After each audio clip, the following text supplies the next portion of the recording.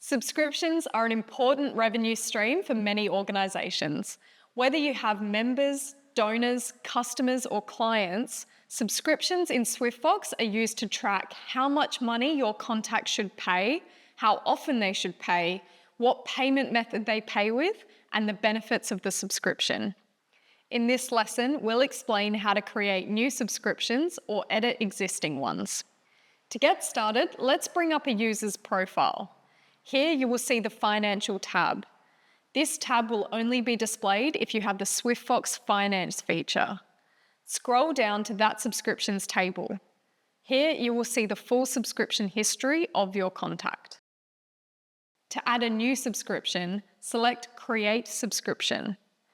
In the drawer, select the plan you want to add to your contact, then select Proceed.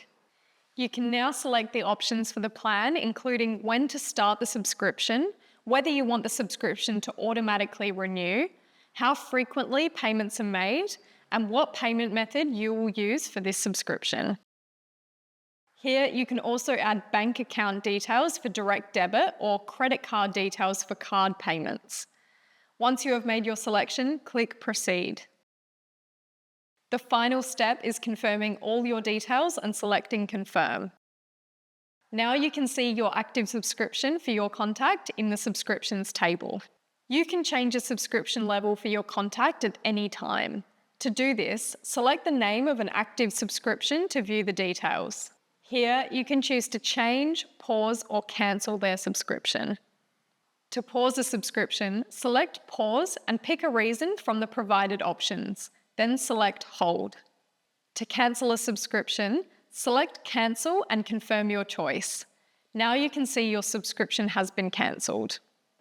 So, there you have it.